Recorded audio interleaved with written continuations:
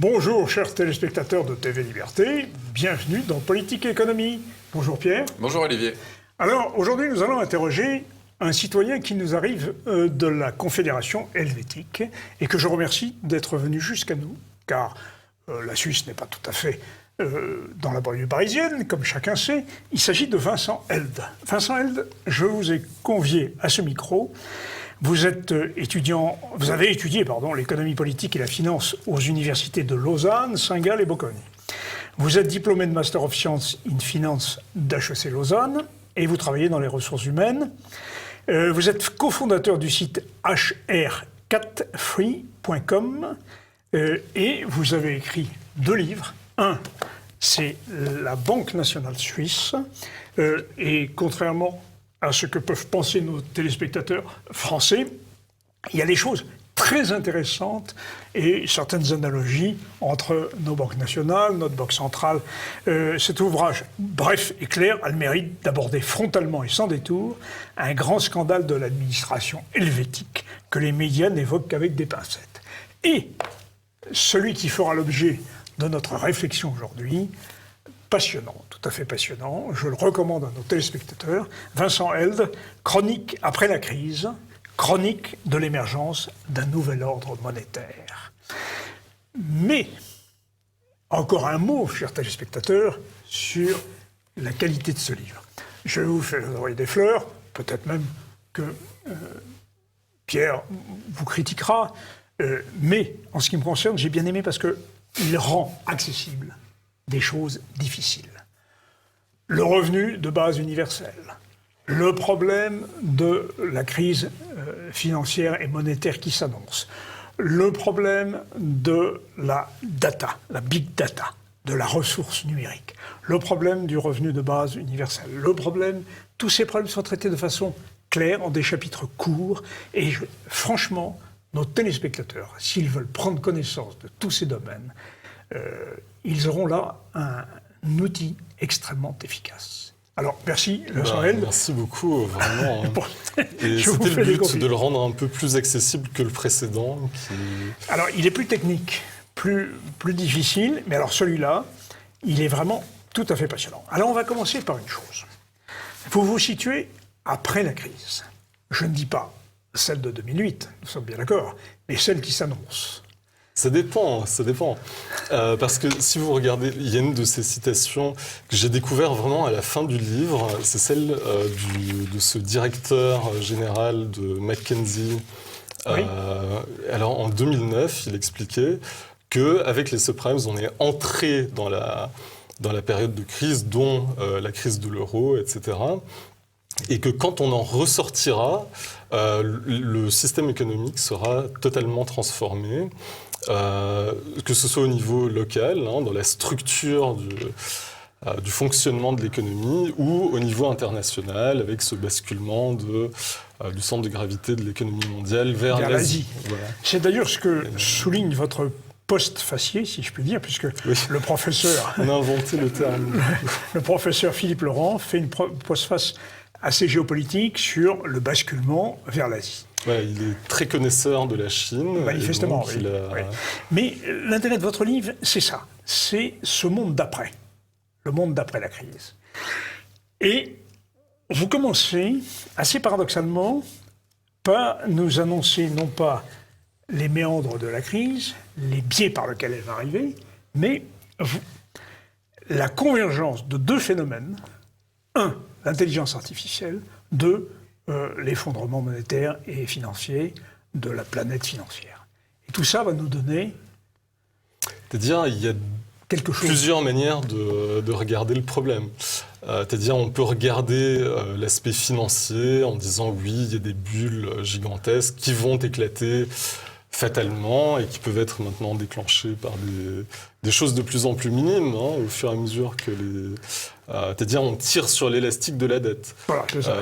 Et donc, il y a cette bulle de dette privée et publique qui s'accroît avec le temps. Et puis, on se dit bien, il y a un moment où ça va casser.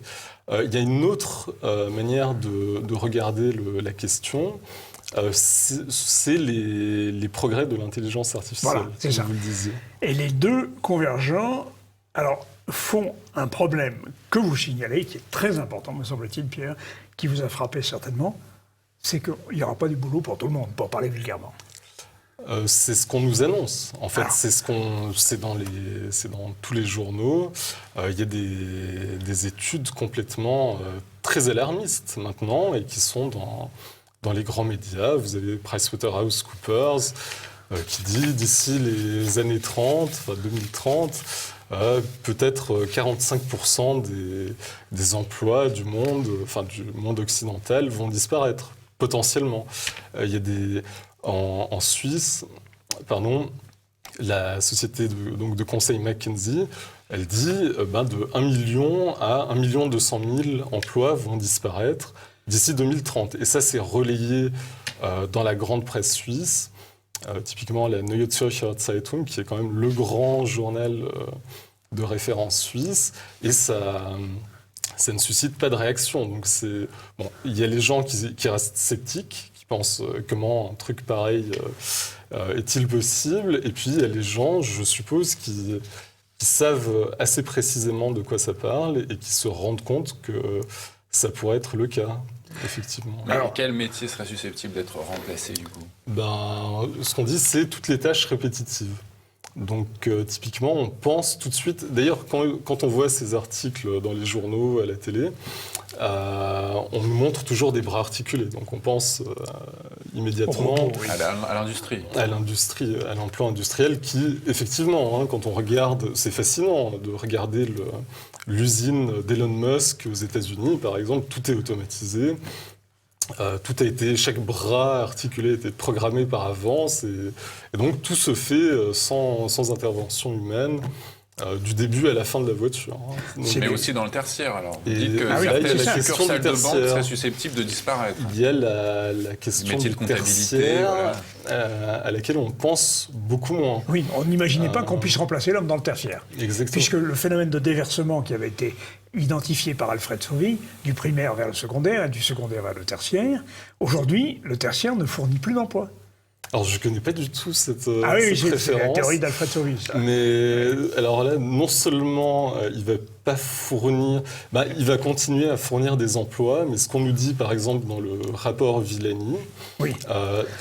Déjà, le grand thème, c'est la bipolarisation du marché du travail. C'est-à-dire des gens hyper qualifiés, très mobiles...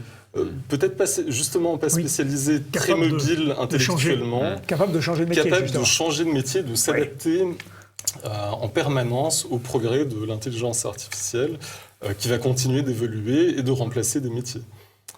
Donc on nous dit, c'est assez intéressant, qu'il faudra des gens qui ont aussi des compétences dans humaines, disons, des soft skills, pour donc déjà d'adaptation, de travail en équipe, un esprit critique, des choses comme ça. Et donc ça, il va y avoir des gens, typiquement chez les ingénieurs, qui vont rester très demandés, mais avec le côté compétences humaines aussi. Alors ce que vous avez appelé soft skill, c'est-à-dire l'habileté douce. Si je traduis mot à mot. Oui. C'est-à-dire savoir mettre finalement... comportemental, ce serait c'est ça, en termes comportementaux, dans les relations humaines. Bon. Et puis de l'autre côté, alors des tas de gens qui vont se retrouver au chômage parce que...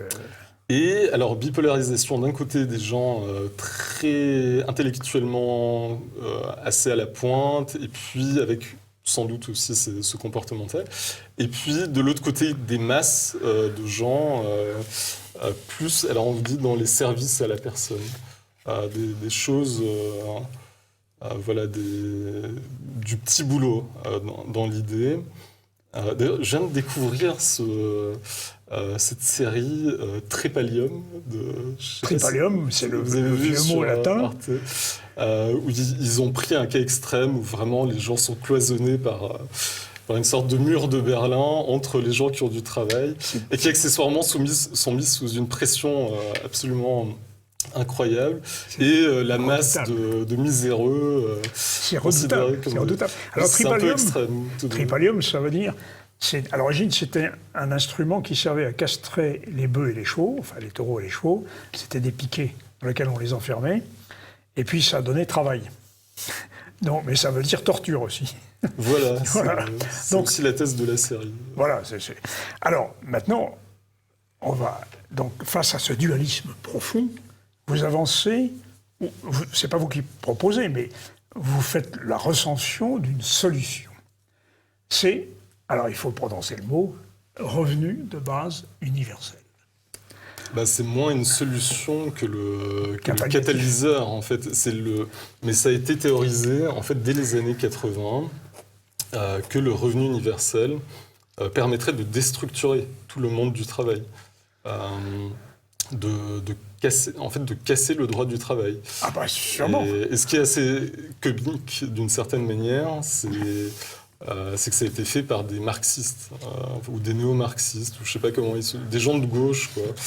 Et avec l'idée, néanmoins explicite, donc pas très mise en avant, mais néanmoins ils l'ont quand même mis sur le papier, de donc supprimer le revenu minimal, supprimer la durée de travail hebdomadaire, supprimer l'âge de la retraite.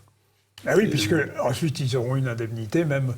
Voilà, et ce sont des choses auxquelles on ne pense pas. Quand on parle de revenu universel, on présente quelque chose de social, et on ne pense pas à cet aspect de déstructuration du monde du travail.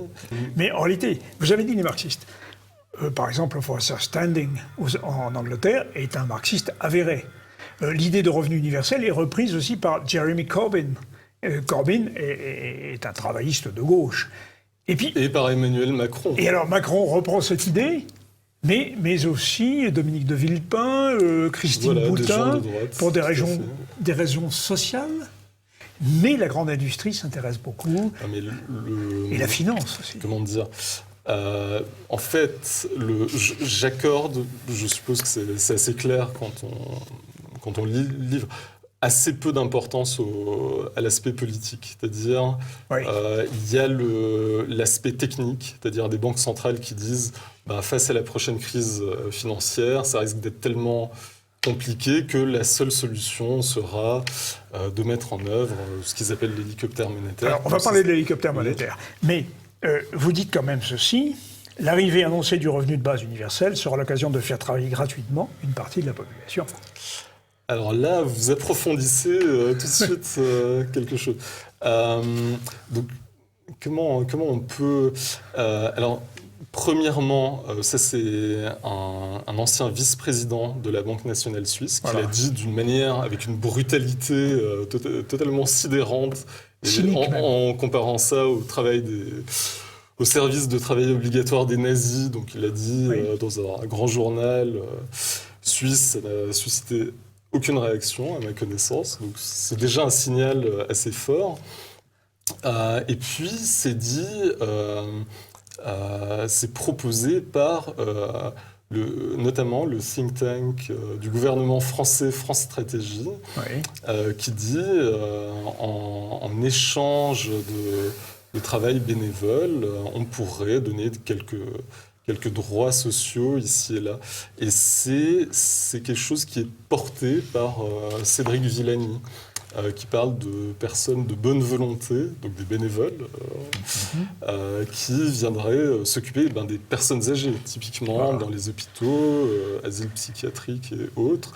Donc des gens non qualifiés qui viendraient rendre un service à la communauté qui leur serait une sorte de retour à la corvée, en fait.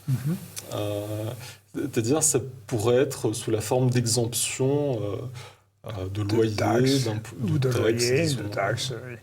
C'est ce que vous êtes en train de nous décrire, redoutable Vincent Held.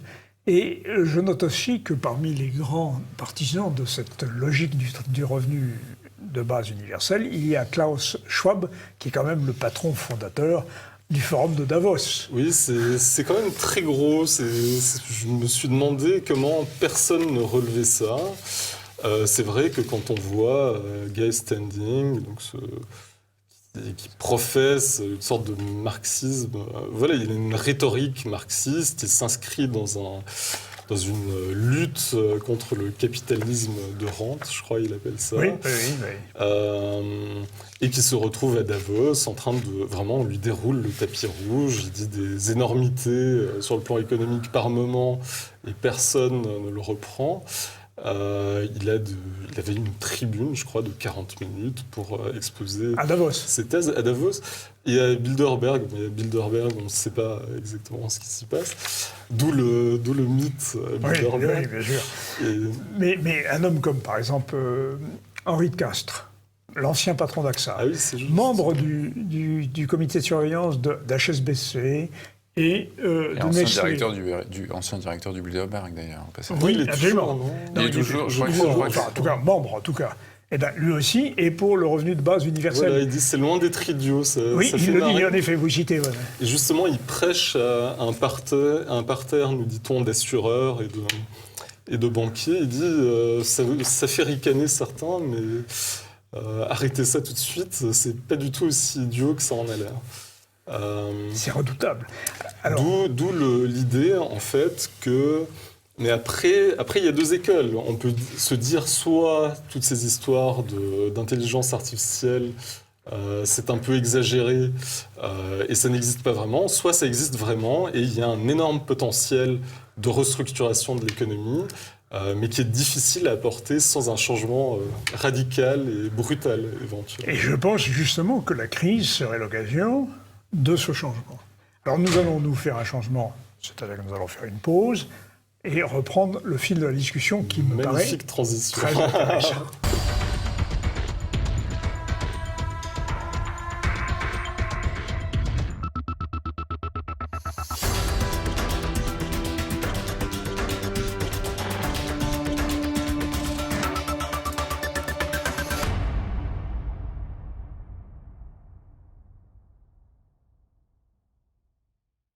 Alors, nous allons explorer ce livre tout à fait passionnant, Après la crise, chronique de l'émergence d'un nouvel ordre monétaire international. Je dirais même que c'est plus qu'un nouvel ordre monétaire, c'est un nouvel ordre économique international. Parce que le travail est changé, le rapport au travail est changé, le rapport à l'argent est changé. À un moment, vous allez parler de l'étalon or. On y reviendra sur l'étalon or, parce que c'est une chose que j'ai beaucoup traitée sur ce plateau. Mais pour l'instant, vous nous dites au fond que la crise va casser beaucoup de choses et que ce sera l'occasion de changer le paradigme. Voilà, il y a des gens comme Jacques Attali, typiquement, qui parlent tout le temps des opportunités de la crise. Et c'est vrai que, théoriquement, une crise financière, ça peut toujours être surmonté par l'émission de dette, la création de monnaie, etc. Mais voilà, cette fois-ci, il semblerait que ce soit une crise particulière. Ce que disent les banques centrales, en parlant de cet hélicoptère monétaire, c'est qu'on va faire quelque chose de spécial. Et ce qui est intéressant, c'est que les banques centrales, dans ce modèle, reprennent le contrôle de la création monétaire. Ouais, ce qui n'est pas le cas actuellement. Ouais. On ne va peut-être pas entrer dans trop de détails. On ira peut-être un peu plus tout à l'heure. Mais pour l'instant, c'est la question de savoir... Donc, la survenue de cette crise, en deux mots, c'est au début de l'émission, vous nous avez dit les bulles. Bulles vont exploser. Et qu'est-ce qui va se passer d'autre alors je donne sur le plan technique, je parle de cet instrument qui est un peu la courroie de transmission, le liant, disons, de la bulle au niveau international, qui est le repo, donc cet instrument de spéculation sur la dette, donc qui fait qu'il y a une sorte de mise en commun des actifs et des risques sur la dette. Donc la Suisse, par exemple, peut être massivement exposée à la dette grecque, disons, ou italienne ou espagnole, alors que ça n'apparaît pas dans les bilans des banques suisses. Alors, est-ce que le repo, c'est la même chose que les CDS ? Je pense que c'est... Non, quand même. C'est assez différent. C'est différent. Credit Default Swap. Mais ça y ressemble quand même. C'est-à-dire, c'est plus... c'est-à-dire, il y a quelque chose de particulier, c'est que les banques centrales disent que ça fait partie de leurs instruments de politique monétaire. Et cependant, la Banque fédérale d'Allemagne dit que c'est quelque chose de très dangereux. Il y a des risques systémiques qui sont liés à cela. Donc il y a une sorte de dissonance dans le discours, là. Oui. Exactement. Est-ce que cette crise partira d'un endroit précis ou alors est-ce que ça sera une crise globale ? Une crise, il faut un scénario. Il faut qu'on nous explique d'où c'est venu, etc. Ça pourrait être l'Italie, typiquement, qui vient de dire au fait, on a notre monnaie alternative qui est déjà prête, on pourrait sortir de l'euro. Ça, très certainement, ça ferait sauter. Mais ça peut être peut-être le prix du pétrole, par exemple. Alors, Minibot, italien, crise de l'euro. L'euro ne résisterait pas à une crise italienne. Je suppose que non, mais... À votre place, Olivier de Lamarche le disait. Ah bon, alors, ça doit être comme ça. je suis trop prudent, comme vous dites. Oui, vous êtes très prudent, mais l'avantage de votre livre, c'est qu'il permet de tout examiner, tous les points de vue. Et vous citez énormément de sources et d'articles de presse, et de la presse anglaise, française, Le Monde, bien sûr, et la presse suisse, bien sûr, que vous connaissez bien, en tant que citoyen suisse. Et d'ailleurs... Il y a beaucoup de choses qui sortent en Suisse. Oui. On serait étonné, et en fait, l'idée du livre, l'idée qui est au cœur après la crise, je l'ai eue suite à des initiatives dites populaires, donc des idées qui viennent de nulle part, apparemment, et qui proposent des choses assez renversantes, notamment dans le domaine monétaire. Mais parce qu'on a vu, par exemple, un parti comme l'UDC, que vous citez, qui est typiquement populiste, employant le mot, se rallier pourtant à l'opinion commune. C'est-à-dire sur le problème du revenu de base universel, vous le citez. Ah oui, d'accord. Et ça, les gens n'en ont absolument pas conscience. C'est ça. En Suisse, on ne se rend pas compte de ce qui se dit au Parlement. Il y a quand même des énormités. Il y a certains exemples qui vous diront sûrement rien, mais il y a un système d'épargne-retraite, d'épargne forcée. Vous recevez un salaire en Suisse, vous devez mettre quelque chose comme 10%, voire un peu plus, de côté pour votre retraite. Et vous avez un de ces représentants de l'UDC, donc plus grand parti suisse, qui dit supprimons toutes les aides sociales, dont cette épargne, qui est quand même... c'est une épargne privée, normalement. Ouais. Mettons ça tout en commun et distribuons un revenu universel. Voilà, parce que le revenu universel de base, il est antinomique, finalement, des systèmes de protection sociale et des systèmes de retraite. C'est-à-dire, je dirais ça différemment, je dirais que ça permet de remanier complètement, c'est ça, de repenser notamment la retraite. Typiquement, vous avez déjà un revenu universel, vous pouvez travailler un peu pour compléter. Je crois que pour rendre vraiment justice aux initiateurs, donc ces gens qui ont créé le réseau mondial pour le revenu universel dans les années 80, ils proposaient un système incrémentatif. À la fin, quand vous arrivez à un certain âge, vous recevez un revenu universel qui augmente avec le temps. À 80 ans, vous aurez peut-être un peu plus qu'à 70, etc. Alors, vous parlez, Vincent Held, dans un chapitre de votre ouvrage, vous dites « La Banque d'Angleterre révèle l'architecture du nouveau système monétaire ». Pourquoi ça se passe en Angleterre ? Il y a une sorte de répartition du travail dans les concepts. J'ai l'impression que la France est très en pointe sur les questions des droits sociaux, donc de ce travail bénévole. Vous venez d'avoir le service national universel. Ça me paraît assez bien s'inscrire dans cette thématique où on parle déjà de s'occuper de personnes âgées, typiquement, ou de personnes handicapées. Dans le cadre du service militaire. Exactement, qui est présenté pour l'instant comme un service, une sorte de service militaire de substitution, mais qui a vocation néanmoins à se répéter, je crois, sur une base de volontariat. Oui. Donc peut-être 1 mois par année, jusqu'à 25 ans, nous dit-on maintenant. Ce sont des choses, après, une fois que les principes sont posés, ce sont juste des paramètres ajustés. C'est-à-dire, pour l'instant, ça donne droit, si j'ai bien compris, à de la formation. Et on pourrait étendre cela comme le propose France Stratégie, je crois, à de la garde d'enfants, à des accès au logement. Sur ce système monétaire, justement, pourquoi c'est la Banque d'Angleterre qui est chargée d'aiguiller tout ça, en fait? J'ai dévié. Bon, ce qu'a fait la Banque d'Angleterre, il y a plusieurs choses. Déjà, c'est cette modélisation d'un système économique qui fonctionnerait sur la base d'un revenu universel. Donc on comprend, c'est pas dit de manière très affirmée, mais on comprend qu'il y a un revenu universel qui s'appelle un dividende citoyen, quelque chose comme ça, qui est versé en continu à la population et ça donne donc des chocs de liquidité, donc de l'inflation, pour parler clairement.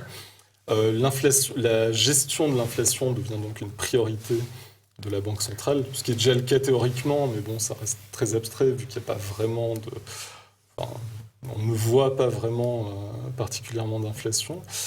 Et la Banque d'Angleterre est très en pointe sur les questions de big data.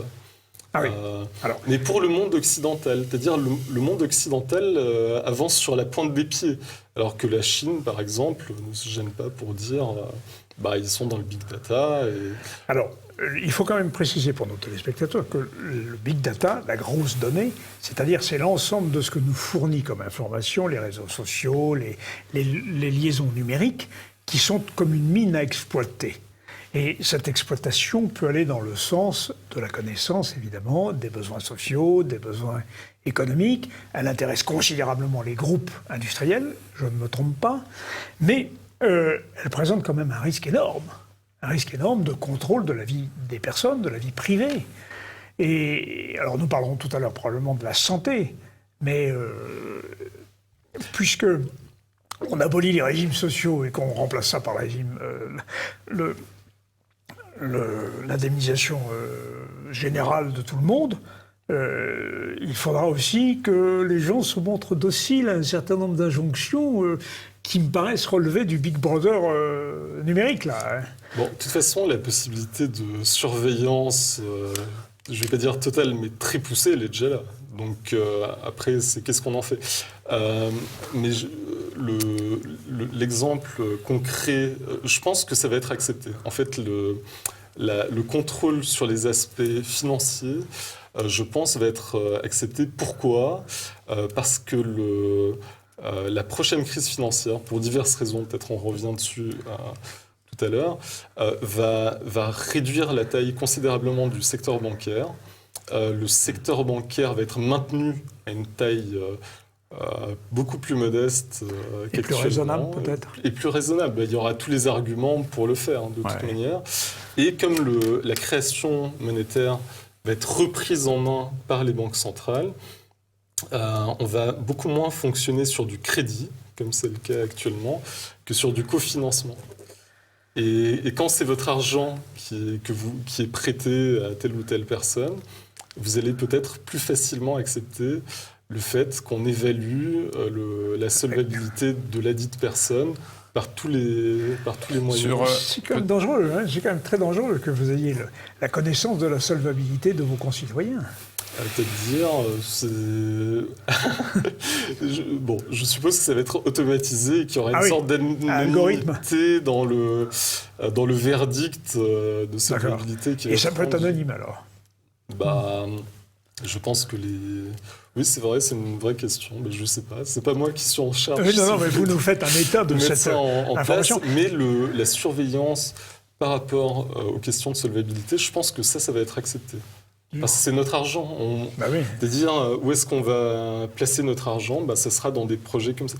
Et les Chinois le font déjà, avec les fonds de Alibaba, tout ça. Alors vous citez, vous avez des développements sur Alibaba, mais quand même, les Chinois font aussi du contrôle social. C'est-à-dire ils font aussi ça. C'est-à-dire que vous avez les bons citoyens qui sont solvables, qui respectent les règles prudentielles en matière d'emprunt et de dépenses, et puis les autres. Et de la vie courante, accessoirement. C'est quand même redoutable. Avec la photo à l'appui, le cas échéant. Oui, mais je pars pas du principe que ça va s'imposer de toute manière. D'accord. Pour moi, il y a plus d'enjeux sur les questions de santé. Alors, on va en parler. Et c'est, à mon avis, beaucoup plus concret. Alors, on va en parler après la seconde pause, mais il y a autre chose que vous évoquez. C'est, dans le cadre de ce système complètement nouveau, ce nouveau paradigme, c'est la disparition du cash. Ça, c'est quand même un vrai problème, parce que la lutte contre le blanchiment et le terrorisme, dites-vous, a bon dos. Bon, mais ça ne veut pas dire que... Bon, sur la disparition du cash, je ne sais pas, franchement. Parce qu'il y a l'idée dans ce modèle, par exemple, de la Banque d'Angleterre, d'imposer une taxe de liquidité qui remplacerait beaucoup d'autres taxes. Alors, donc ça pourrait être aussi accepté, dans le sens que ça simplifiera beaucoup l'administratif. Toutes les transactions seraient taxées. Voilà. Et y compris les transactions... C'est un professeur suisse, justement, qui porte le projet. La Suisse est très en pointe, que je vous disais, sur les questions monétaires. Donc on supprime certains impôts, la TVA. C'est quelque chose qui se profile. C'est-à-dire, en Suisse, l'initiative va être lancée maintenant. Et la question, plus généralement, des taxes sur les transactions financières avait été lancée par Nicolas Sarkozy. Oui, il reprenait la taxe Tobin. Vous voyez, quelque chose comme ça.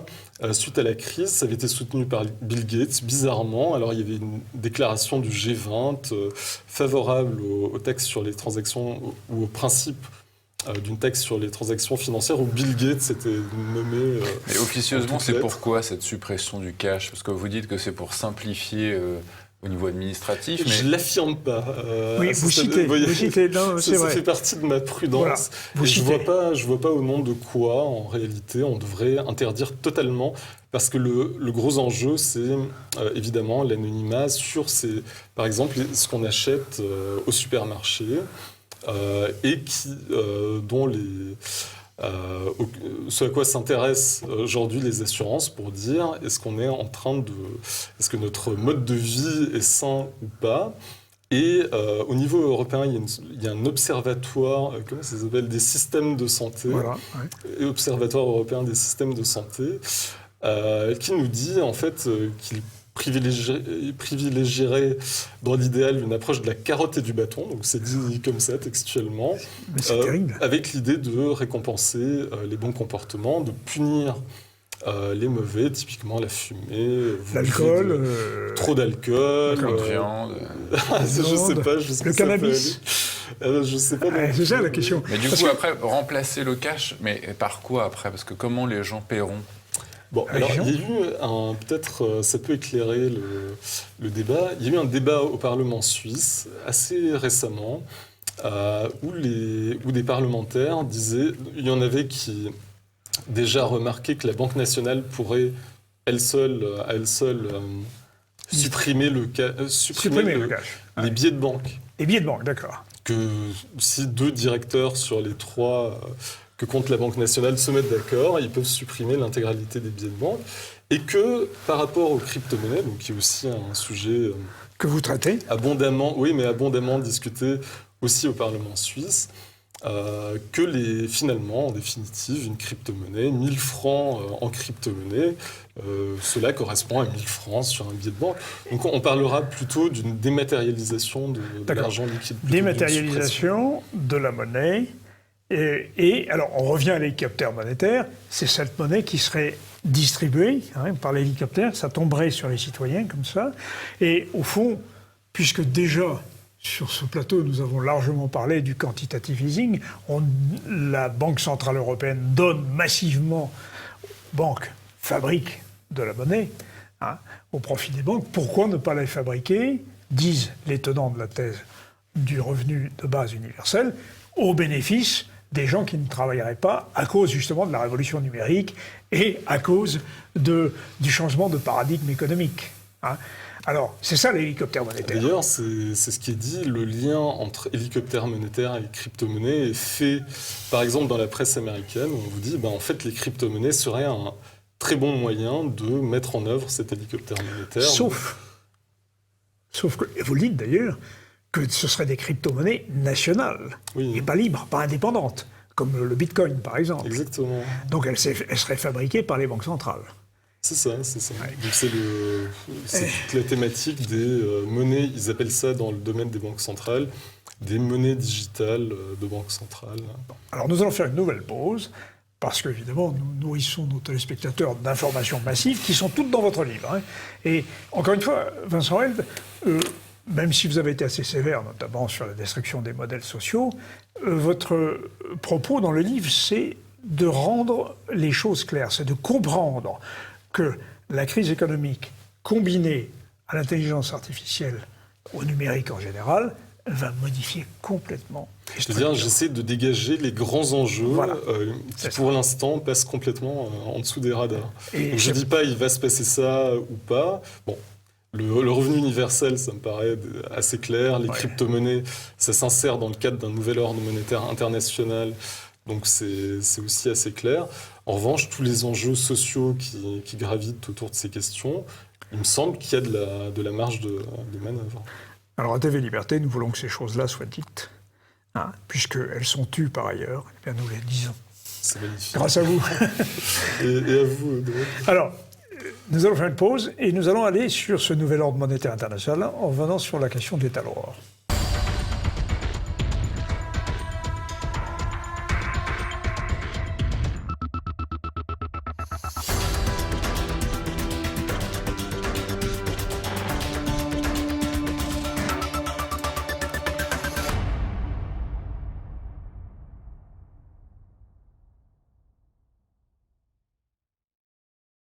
Alors, dans ce nouveau paradigme, qui n'est pas le paradigme perdu, hein, mauvais jeu Je ne de connais mots. pas du tout cette... Mauvais jeu de mots. perdu. Non, ce nouveau paradigme économique se présente, à vous lire, à vous entendre, sous des couleurs parfois un petit peu inquiétantes.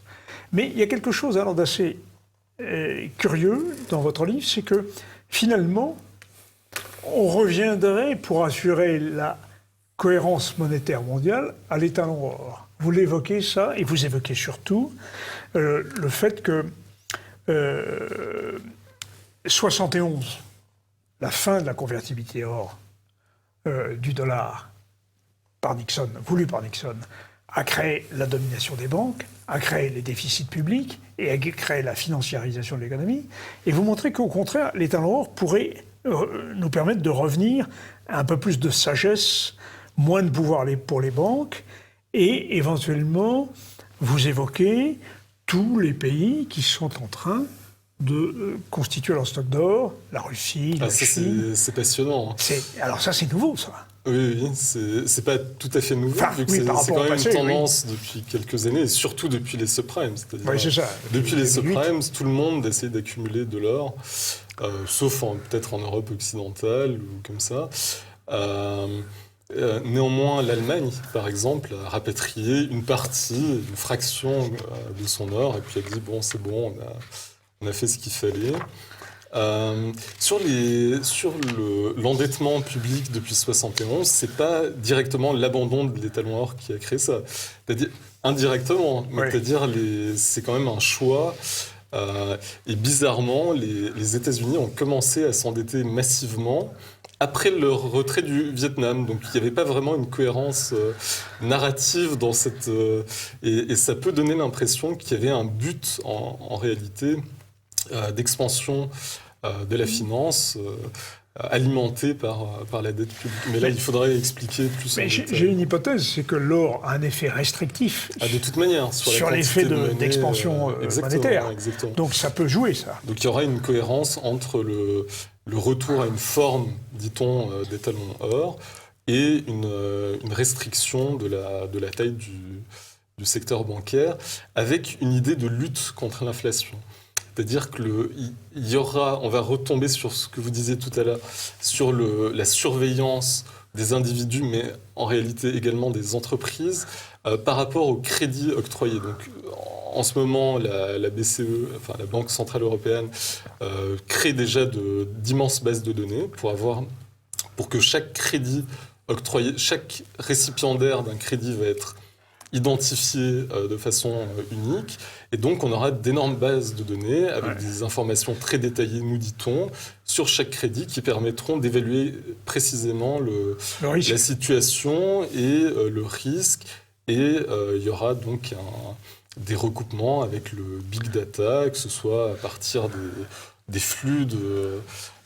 si on passe en crypto-monnaie, ce qui va être le cas, on pourra analyser les flux. C'est passionnant ce que dit la Banque d'Angleterre à ce sujet. Mais c'est toujours le problème de la liberté individuelle qui est en cause dans cette affaire. C'est-à-dire que notre ancien paradigme, notre ancien modèle était quand même un modèle où la personne, l'individu était plus protégé, me semble-t-il. Oui, une restriction des libertés en matière de crédit. Il y a des gens qui le disent, donc des théoriciens justement de ce changement monétaire, qui le disent explicitement, quoique de manière... c'est un peu les clauses anti-caractère du contrat. Oui. On met en avant l'aspect social, la distribution... Et ce retour de la couverture hors des monnaies, qui le veut exactement ? Pas les Américains. Non, parce que c'est pas dans leur intérêt. Évidemment, leur intérêt, c'est d'avoir une finance dominatrice et qui leur donne des leviers géopolitiques. Et du coup, comment il sera possible ce retour des couvertures hors des monnaies, puisque on a quand même imprimé beaucoup de billets, donc comment réduire la masse monétaire en circulation pour qu'elle soit justement adossée au stock d'or disponible ? Beaucoup de questions à la fois. Oui. C'est-à-dire, déjà, d'une part, la masse monétaire va considérablement se réduire. Comment ça se réduit ? À travers les confiscations bancaires. En fait, quand on parle de... Donc peut-être je vais situer très brièvement, parce que les gens vont se dire qu'est-ce qu'ils racontent de confiscation bancaire. Donc après la crise des subprimes, se sont multipliées dans les pays occidentaux ces lois de confiscation de l'épargne. Je crois que les Français... Pardon ? Oui, le modèle chypriote. Chypre, c'était un peu le contre-exemple. Enfin, le prototype de ce qui peut se faire. Et accessoirement, une petite anecdote sur Chypre, c'est que le plan initial prévoyait également de ponctionner les dépôts en dessous de 100 000 euros. Donc, et puis, quelques personnes ont relevé que le tabou des 100 000 euros avait...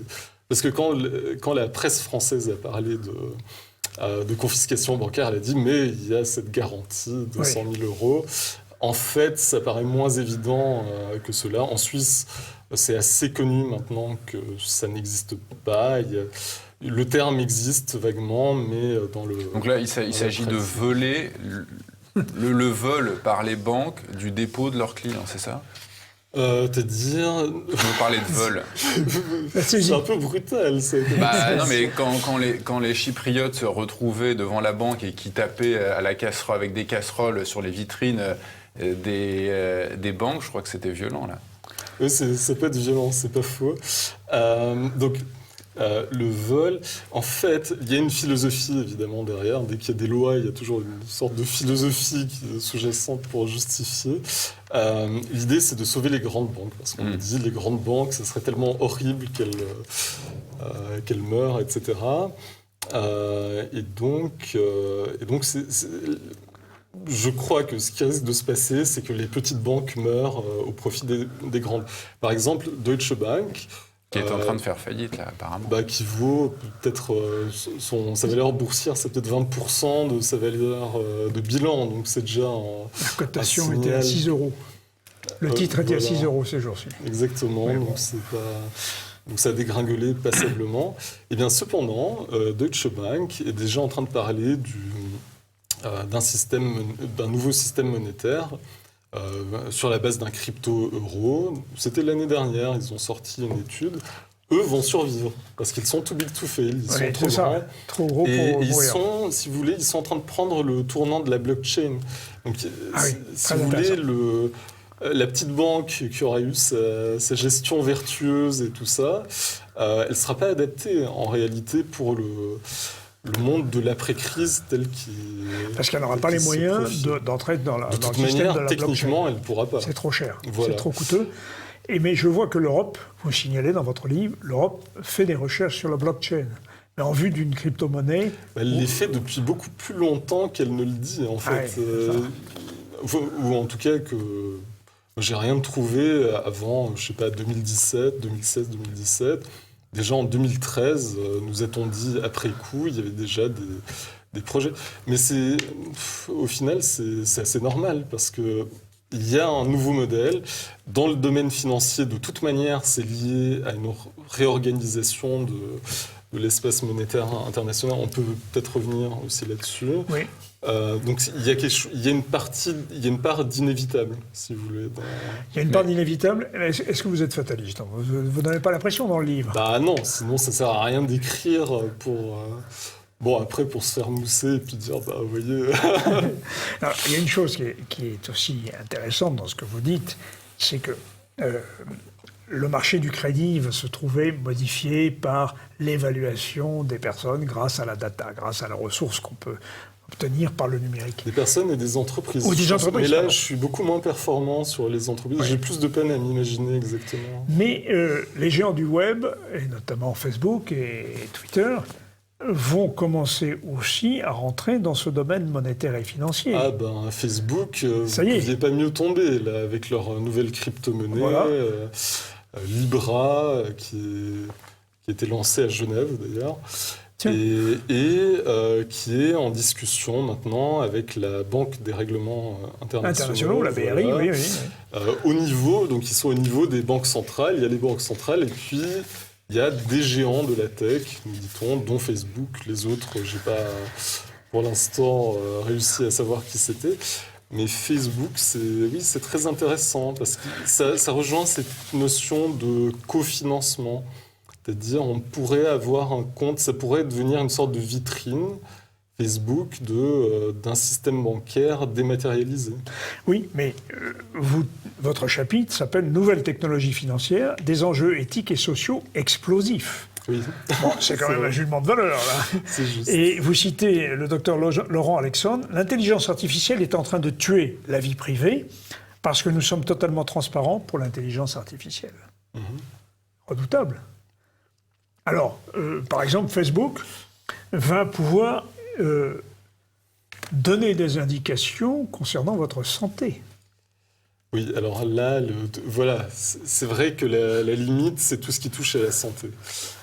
Donc, si je comprends bien, oui. si vous êtes fumeur, buveur, addict à certaines drogues, que vous êtes gros mangeur, et ce qui n'est pas votre cas, ou même on va faire la chasse au gros. Bon, grâce aux réseaux sociaux, Oui. c'est redoutable. Grâce aux réseaux sociaux, grâce aussi à aux traces que laisseront tous nos achats. Ben oui. Etc. Alors justement, vous parliez du supermarché. Oui. Nous ne sommes pas identifiés dans un supermarché.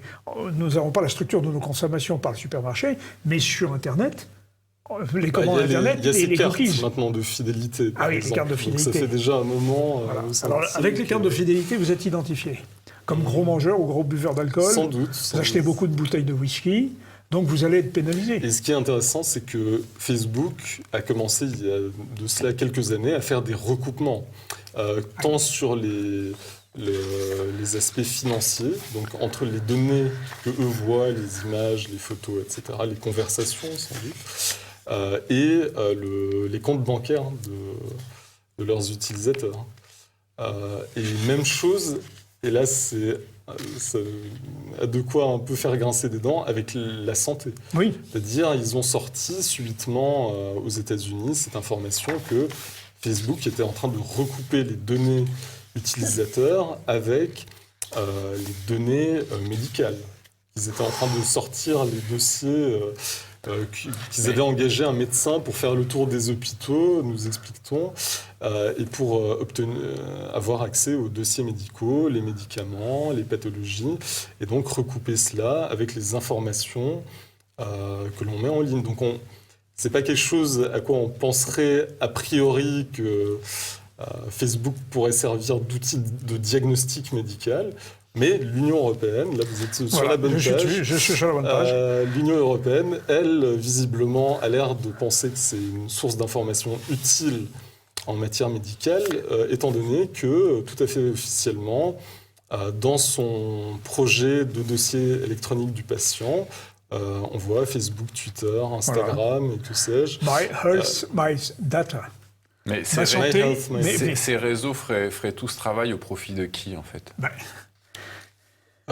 Les assureurs. Alors, oui, je pense.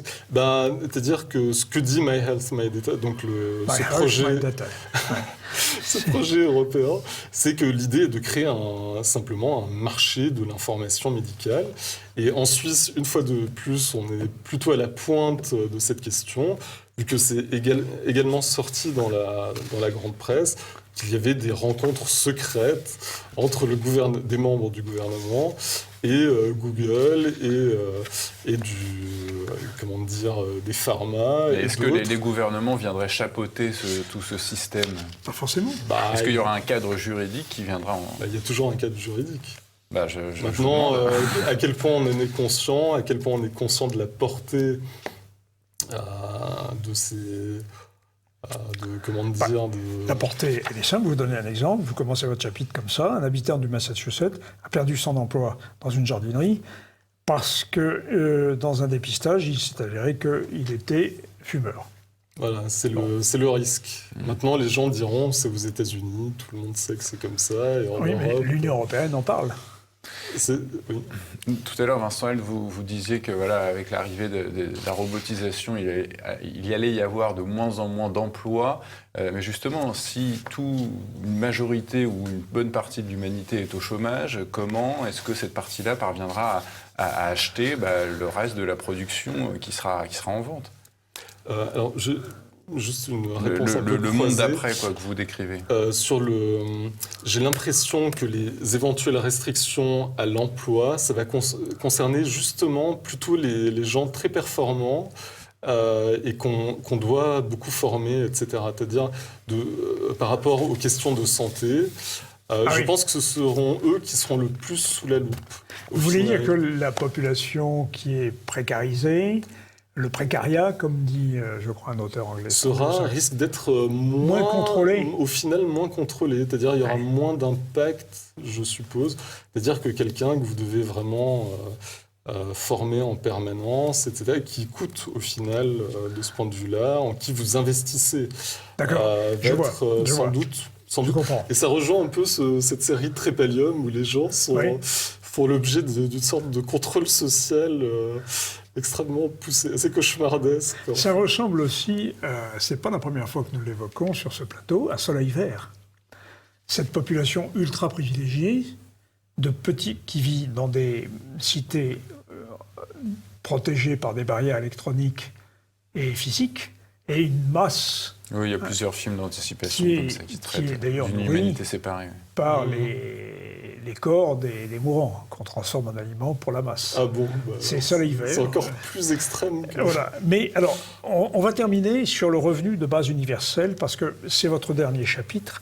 Vous l'avez évoqué de façon assez neutre au début, et puis ensuite, à la fin, vous prenez clairement position, je crois. Revenu de base universel. Plaisir, je compare, je mets des choses en parallèle qui sont, à mon avis, assez drôles. Voilà, la grande illusion d'optique. Parce que, encore une fois, c'est intéressant, je le dis pour nos téléspectateurs, il y a des hommes de droite, de gauche, des hommes de pouvoir économique et financier. Et au final, c'est pas une question de politiser. Voilà, c'est ça. J'ai l'impression qu'en général, les questions monétaires se situent un cran au-dessus de la politique des partis. Ouais. Des grandes entreprises mondialisées, c'est ce que vous... c'est un projet piloté pour les entreprises.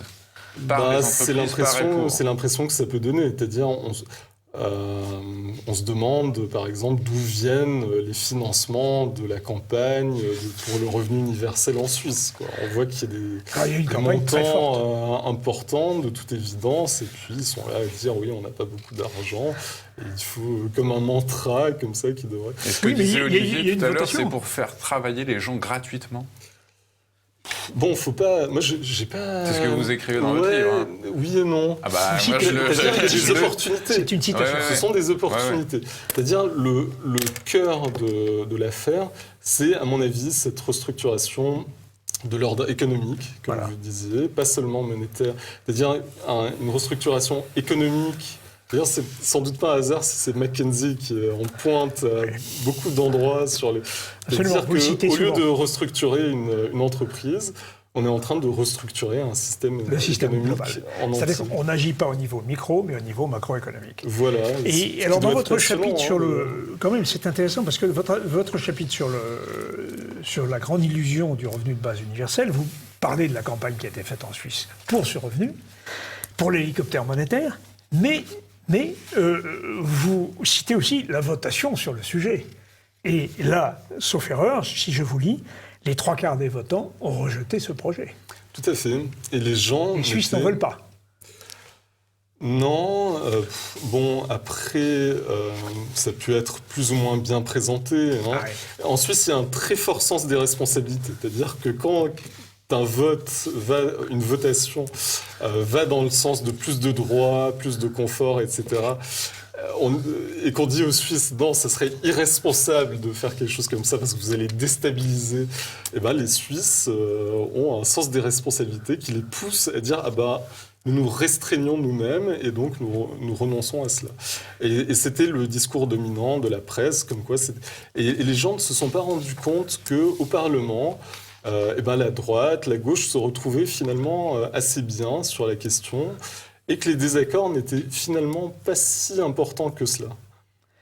Alors, on va finir cet entretien, qui était trop bref, compte tenu de la substance de votre livre, sur une citation de Denis Clerc, économiste, plutôt engagé à gauche, hein, c'est clair, c'est Alternative économique, autant que je me souvienne.